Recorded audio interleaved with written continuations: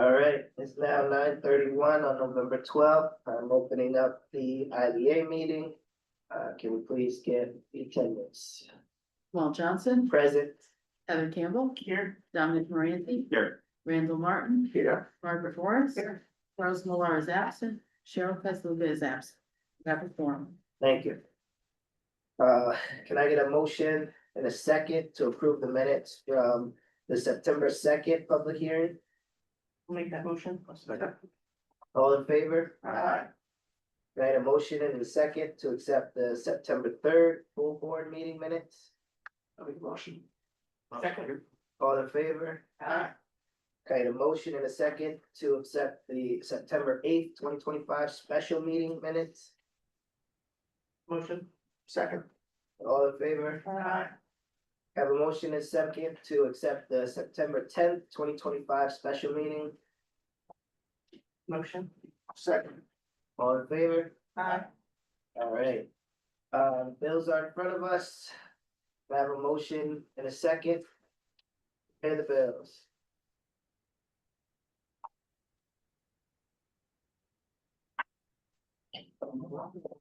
Now, these bills are being paid out of escrow primarily, except for the bills that are for monthly legal fees. So when you look at September, it's $15.75. If you look at October, it's $220.50, and you look at October, $157.50. So the bulk of the fees here, just for reference, are related to individual projects where we maintain an escrow or we request additional escrow to the extent the initial escrow has been exhausted. Yeah. Oh, sorry. Just from a procedural standpoint, it gets a little, when we end up canceling meetings, it ends up building up months of invoices, which is not particularly fair to the vendors at hand. So I don't know if there's. I think we could look at that, because I don't think we may have rescheduled the meeting, but I think we've had a meeting at least once or more. We had 5 meetings in August with Penrose. Let's just make sure we get it on the agenda. Yeah. Okay. Second. All in favor? Aye. All right, pass it over to Mike Tucker for Administrative Director's report. Yes, Mr. Chairman, we have several projects to update you on, but we also have the presentation on the Hudson Mansion project by Camoin, the consultant we retained. 2 things before we ask for them to present their report. One is, after this meeting, if you're interested, we have the opportunity to take a tour of the Depot District. I emailed that to you yesterday. If it's not convenient, we could schedule another tour. And also the Penrose or the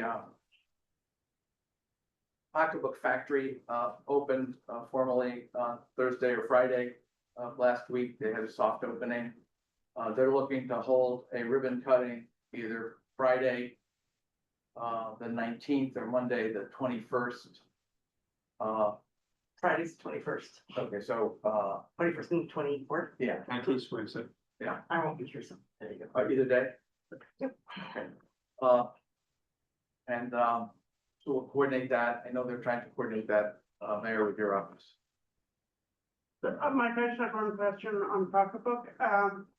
In all of these things, there's always an assumption of number of positions that they will create. So do you know how many staff positions pocketbook has created now that they're open? I can get that. I'm sure it'll ramp up. I'm sure they're not at full. Okay. You know, we do that quarterly, but I can get Okay. I'll get Sean Rowlands or Gabriel Katz to give us a quick, how are they doing?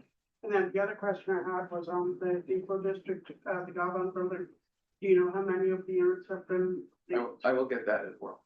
I was away last week. So. Okay. I think there's a vendor in there, a pet store. As a pet store. I know that that opened. Yeah.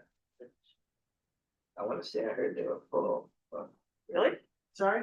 yeah, that's what I heard. No, part Don't quote me on that, but yeah, that's what I heard. I'm sorry, I didn't catch what you said. I heard they were full at like one of the income units. Yeah, right, but the majority are at the next tier, and I'm curious how many, but. I will get that today Yeah, from fine. Dan. Sure. Chairman, we have, Rachel Selsky from Des Moines on the call. We also have, representatives of, Caseta, or actually the Hudson, Mansion Project. We have Jerry Gallo and, Sam Shendo, and, not sure, I guess Josh Wine is also on the call. And I'm not sure who, Peyton Stout is with, but welcome Peyton. Peyton's with us also with Ariel. Okay, great. And, Rachel, if, we want to, if you want to introduce, yourself and the firm and then, Yep. present, the report. I know the PowerPoint is very similar to the report itself, but we did circulate that, to those of you on the call, when we received it this morning. Yes. Well, I put it up on the screen. Is that okay? I shared the PowerPoint. Does that work? That would be great for those that might not have it. Yes. Well, good morning, everyone. Thank you so much for having me. I am Rachel Selsky. I am CEO at Des Associates. I've been doing this kind of work for over 17 years now with IDAs all across New York State. Really focusing in the beginning on the cost benefit analysis, but now more and more being asked by IDA boards to do something that we call this reasonableness assessment, where we are looking to determine if the level of financial assistance that is being requested is reasonable in terms of protecting public resources, not giving too much, to developers in terms of the pilot generosity and amounts, but also making sure and confirming that the need is there and that these projects would not go through but for the assistance from the pilot. And so I was asked to do this type of analysis for this project. Really, there are three key pieces of this kind of analysis that we do. We review operating assumptions, we look at the need, we test the need for assistance, and we benchmark the investment returns against of the project with the pilot compared to industry standards, industry benchmarks. And in conclusion, the assistance that is being requested is reasonable. It is not over, it's not over putting the return on investment over, above, and beyond any of the industry benchmarks. The 20-year pilot that was requested allows the project to meet the feasibility benchmark sooner than no pilot and provides some stability, but it's not that much sooner than without the pilot, and it's not a situation where it is substantially a greater return than other industry benchmarks. So overall, the assistance is reasonable. So here is the requested pilot. We're looking at both, what would be generated by the project or by the property without the project, the additional projected improvement tax. So once it's built, what is the total new assessed value? And then what is the phasing in of that additional property tax? So the proposed exemption is 10 years at 100% exemption, and then 50% after that for the next 10 years. So therefore you see year 1 to 10 is 0% of the additional value, rises to 50% in 11 to 20. The total financial assistance, so the total savings to the applicant is $2.5 million, and they would pay about $2 million in total property tax payments over that time. So if we compare that, what is the abatement percent? So taxes without the pilot, so if they paid full property taxes over those 20 years would be about $4.5 million. They are proposing about $2 million in property and pilot tax payments. So that is foregone revenue of about 2.5 million or a 55% abatement. Compared to no project, the pilot tax payments, if you remember, is the 2 million. Without any project over the next 20 years, the property would generate about 960,000. Therefore, the municipalities will generate about 1 million in otherwise in taxes they otherwise would not receive. We also take a look at their operation. So kind of in year 7, once they're fully operational, we compare the operations assumptions with no pilot to the requested pilot. You can see that they're very similar. The real property taxes account for about 2% in year 7 with no pilot, much less in year with the requested pilot. That's when they're still paying, when the abatement is still 100%. The cash flow after operating expenses, operating costs, taxes, and debt is about 13% with no pilot and 15% with the requested pilot. So it does offer a slight benefit over that between no pilot and the requested pilot. So this is looking at the returns on investment. It benchmarks it against other projects of similar nature in the country. So what are other properties looking to generate? So the equity dividend rate is net cash flow for each year divided by the initial equity investment.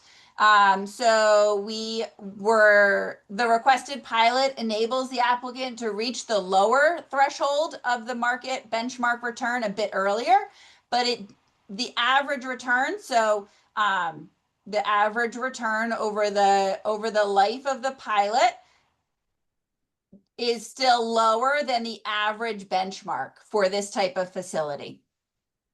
So it's still, the pilot requested does not put them over the top in terms of that return on investment. The cash flow, the applicant's net cash flow over time, the cumulative cash flow is positive and sufficient to recoup the initial investment of 22 million. And the debt service coverage estimates how well the project's net income after taxes supports the debt repayment.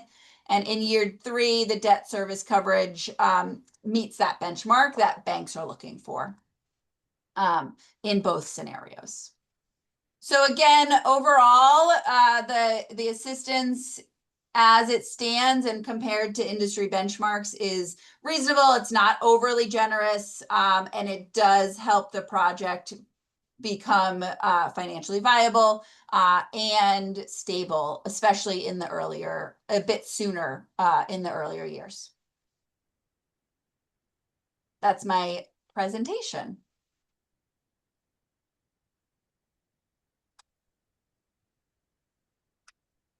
Are there any questions? Yeah, I just like to go back to slide 3. Okay. This is that where there is an assumption that current state, basically we're getting an additional $1 million over and above what we would get without any project, correct? Correct. Right. So something that always and I know that you can't really quantify this, but something that always strikes me about this is an assumption that if this development does not go forward, that no other development will go forward, which I think is not a valid assumption. This is not a property where we have multiple developers looking at it and making proposals that have not gone anywhere and so forth. So I think to assume that nothing will happen with that building for 20 years is not a valid assumption. And I get it that you can't quantify what it might be with a different project, but I don't think that the benefit of 1 million is a realistic one in terms of real life. As you know, it could become a youth center, a not-for-profit housing project, or a hotel twice the size of it. It could be anything.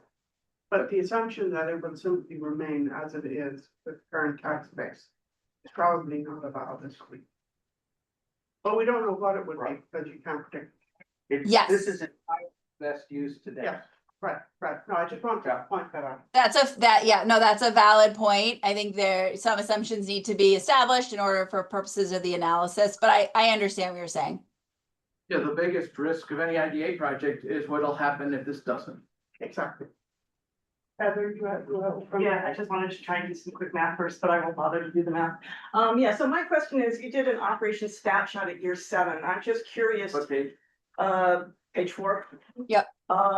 I'm just curious whether in general, and more specifically on this, you ever look at doing an operation snapshot of the first year after the pilot's over? Because they're talking about a drop from, an increase from what, 126,000 to 320,000 in 1 year. When I see that much of a drop, or an increase, I guess is a better word, that makes me concerned that if they are just meeting their metrics at $126,000, what's gonna happen in year 21 when they're literally $200,000 more? It's more than doubling their current property tax. That's a great point. We don't typically look at that, but I think oftentimes the IDAs are really looking at the period of the pilot. That is something I'd be happy to do and add in if that's something you'd be interested in us looking at.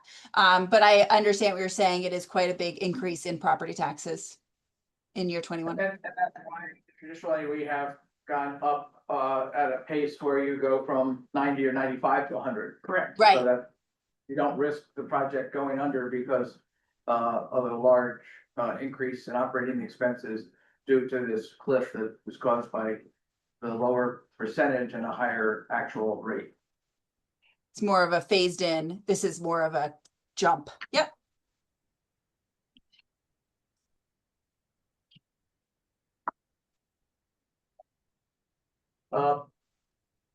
Don't think we have any more questions, Rachel, but if you want to stay on just for a minute, I'll go through additional internal analysis that we did. One of the differences between both the proposed model and Rachel's model is whether we're using nominal or present value dollars.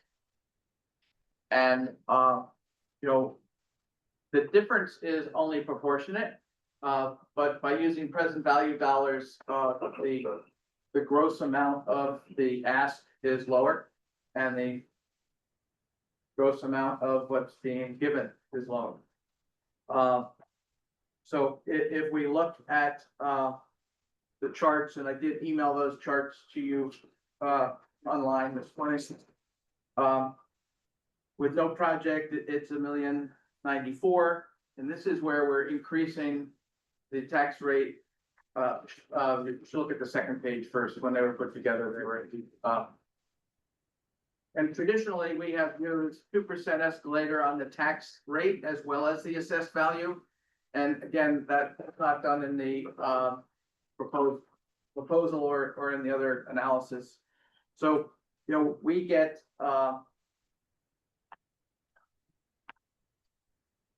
as a quick example, if you look at the total in A, they're at and also we've been including the 3 years of prior to going online as the proposal from the developer did. So the numbers are not proportional, they're proportionately different, not in the aggregate. So we would have a $1,094,000 if based on our traditional analysis and model, the present value. With no benefit, it would be 3.385. And you can see going out 20 years, the nominal dollars make the total almost $1 million more than what you would actually be giving up or calculating the net benefit to the developer on. On the pocketbook factory model, the net present value total tax paid under the pilot would be 2.95. And on the requested model, where there's no calculation because it's a fixed number provided by the applicant, it's $1,527,000. If you go to the second page, you can see, our traditional evaluation where we take the sales tax, the mortgage tax, the real property tax. We total that. If you look under the Hudson Mansion request, column D, they're asking for a total estimated financial assistance halfway down the page of 3.9 million. If we were to use the model from the previous project, it would be 2.48. If you go down, if you see, if you go over to the pocketbook factory model total column. Yeah. And go halfway down the page, the Oh, I see, yes. estimated financial assistance. Yep, I see it now, thank you very much. You have to remember the pocketbook factory project was a $25 million project. And this is a $46 million project, so we would want to look at some of that proportionality as to, but when we're doing this analysis, we're using the model, we're not comparing it to the project, the pocketbook factory project itself. When you look at the fiscal benefits,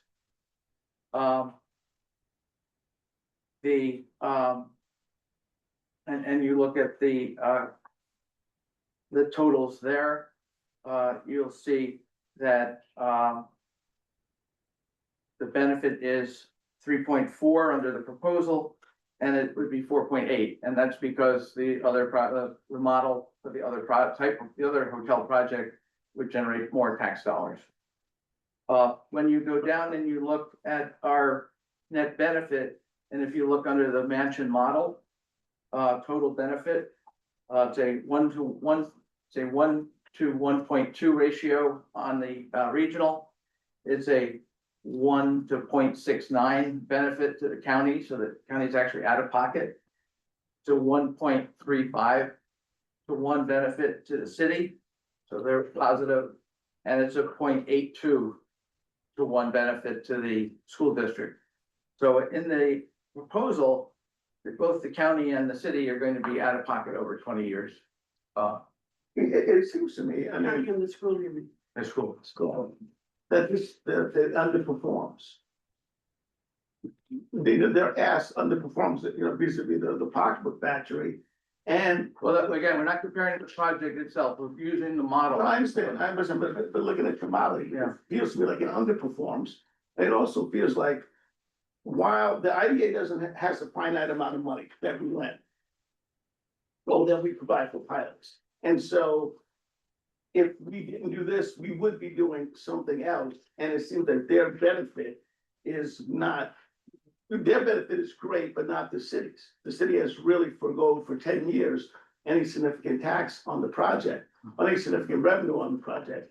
So the city's benefit, the reason it's over 1 is because of the bed tax. Right, Without the bed tax, they would be underwater as well.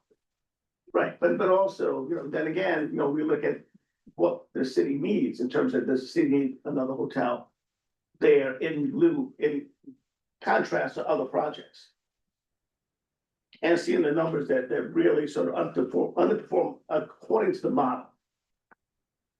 I mean, I just think that maybe a different structure will be much, be a counter offer of a different structure might be more beneficial. I just want to be sure that I'm interpreting this correctly. This is basically taking the pocketbook factory structure Right. and then taking the pocketbook factory's numbers and applying them No, against. we're not using the pocketbook factory numbers at all. If you go to the first page, The other one. I know, but I'm looking at this and every number that I see, well, some of them are gonna be the same, because the sales tax is gonna be the same. okay, The sales and the mortgage recording tax will be the same in each of the analysis. okay, But what you're seeing is a change in the the pilot pilot payments, payments. okay. But their total project, the pocket factory It was was, 25, it was approved at 25 million. I Right. believe they've spent more, but that's not relevant to the IDA process. Right, and their total spend 46, so, 46. but that's taken in account in using this, because we're not comparing it to a $25 million project, we're using, had the pocketbook factory been a $46 million project, it would look like this too. No, I do think that, you know, the other item that I think you had raised, was the term of the pilot. Mhm. Mhm. I mean, we have not. The only pilots that we've issued that have been longer than 10 years, I think, right, is just for housing projects. So, I mean, a 20-year pilot seems aggressive, especially when it's a 20-year pilot with a big cliffhanger at the end of it. Well, and you remember the, first 10 years is at the current assessment. Right. Not increased, not escalated. Right. Yeah, I mean, I know you're interested in the project, I guess we just have to get some feedback and sit down with the developer. I'd like to see something that mirrors more what we traditionally do, which would be more like a 10-year pilot and more of an escalation so that there isn't that cliffhanger at the end. We can work together with Camoin and the developer to, address that. Something that doesn't freeze the evaluation. You have to do that because the bank needs that certainty. So, I mean, that's really the real benefit of IDA is you're not at the whimsical of an assessor and it can go down. The tax rate might not escalate at 2% over a 20-year period or a 10-year period, or the assessment might not go up at that rate. So, you know, it would be interesting 10 years from now to look at some of our deals and see, you know, how did that 2% escalator play out? You coming back to that? Yeah, but there's certainty that a developer needs when they're dealing with their lenders on a project that's de novo. And I think, as Rachel pointed out, they need some. Screen frozen. No, got Rachel moving it. As they pointed out, Rachel pointed out, the developer does need some early year benefit at a significant rate to stabilize the project. And that screen did freeze, so one moment. Did they not hear us when it does that? We guess no. Yeah. I'm gonna guess we probably look frozen to them too. We can hear you. Yeah, you're not frozen. Give us a second. It's like that behind the back moving, huh? Swift. I can watch a Law and Order episode and 3/4 of the way through saying, oh yeah, I saw this, but I 20, 30 minutes. This is great. Okay. We are back. We hope. Can you hear us? Yeah, we can hear you and see you fine. I guess Rachel, any comments, and then Sam and Jerry or Josh? No comments. I think you guys are looking at all the right, data points and making the right consideration. So no additional comments from me.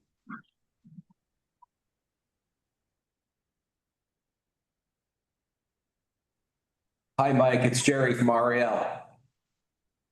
Good morning. I just want to point out, when we put together this application and put the model together and gave Rachel the information to do her analysis, we were operating under a construction budget from Baxter and Associates that was prepared in 2022. We applied escalations for each year for the 3 years. And we also applied a budget for a restoration of the building that we found as we did the investigation of the actual condition of the structure. So they gave us a construction budget, let's honor about $24 million. It was $2 million just in restoration. Subsequently, we've actually gotten the new drawings bid by Baxter, and their budget is 26 plus. We did not amend our application.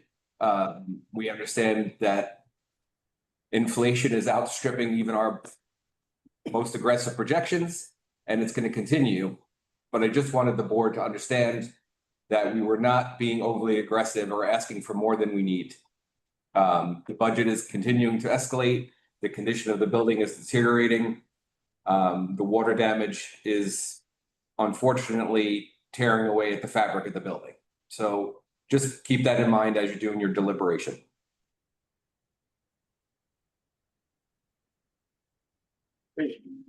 I think the next step is to have Rachel get the additional information that you've requested.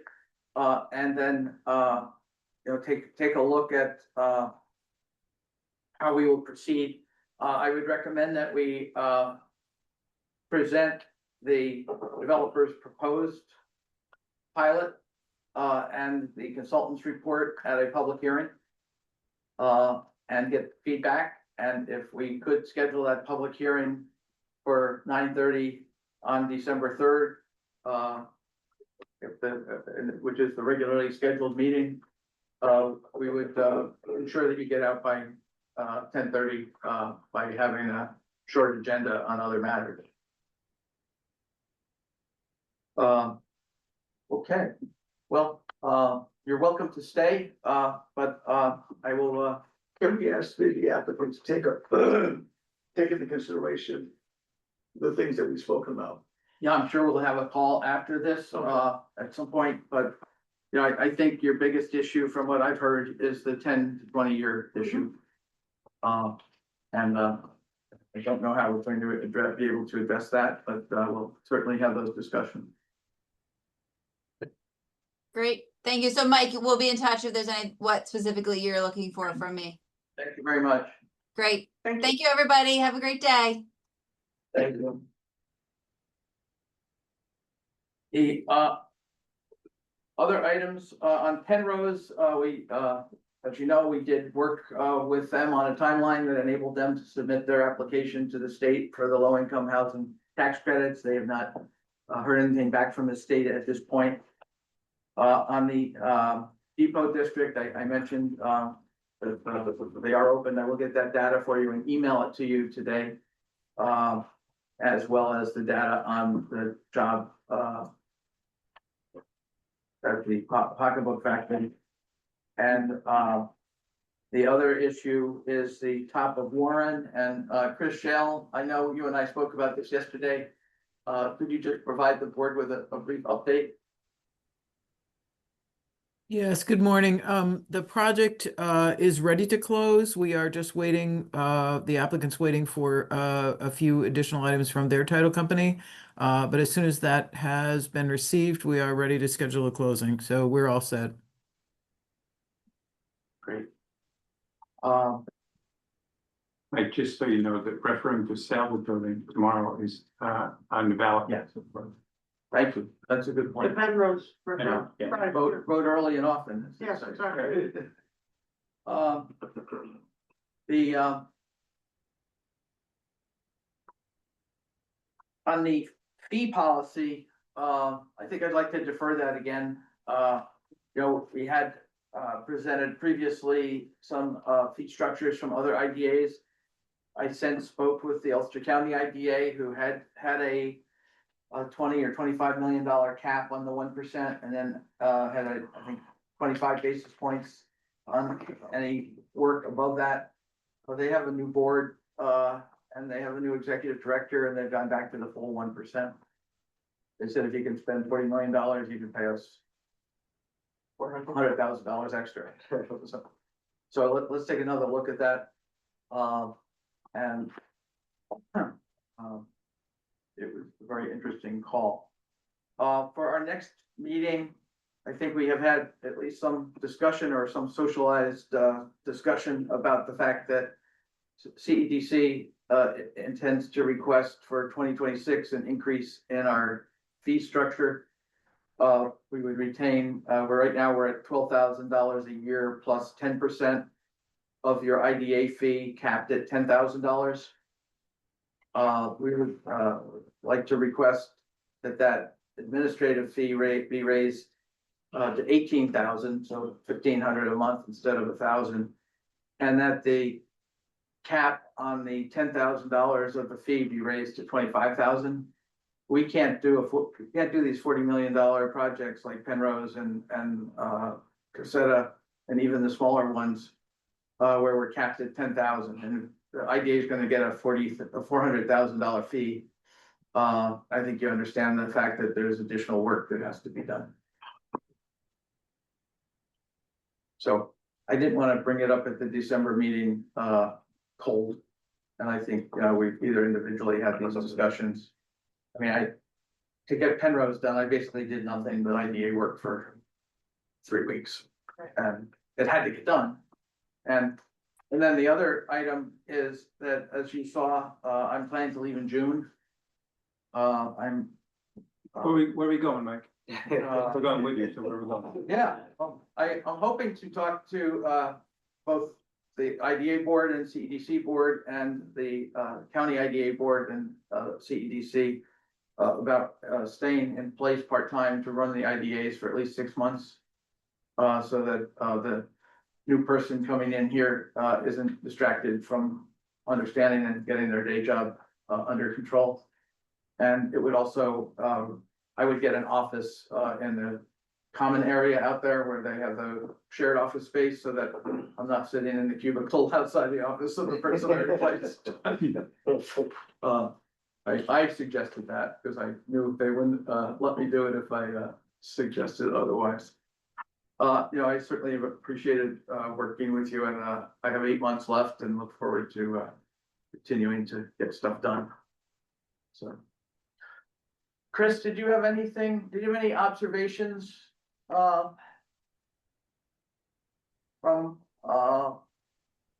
Hawaii's presentation? No, but I think that, when the IDA does its formal review, perhaps that would be after the public hearing. We do want to look at the IDA's policy document and evaluate using some of those metrics and make sure that we are looking back at those metrics and those models in our review, right? I meant to do that earlier, but we were drowning people in paper. You'll recall that we went through analysis with the Albany Law School policy group. And, we have given this to the developer, but they haven't completed it yet. And it was jobs created, retained jobs, wages, the impact on the city or county, workforce training, if it was related to housing affordability, and additional positive impacts. And that would give us a score that and it would also give us an opportunity to get some commitments out of the developer that if, some of the things we did with others where they have obligations to Job training.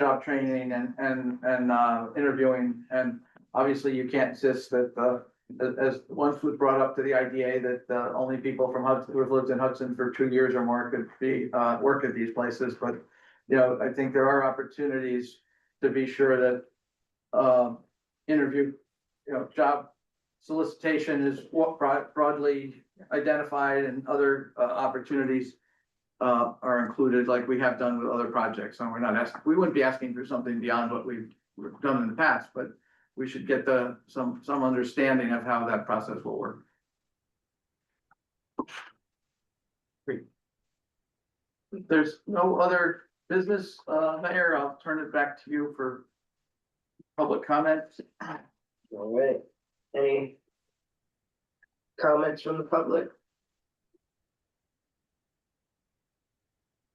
There being no comments from the public, I'll make a motion in a second to adjourn. Motion. Thank you.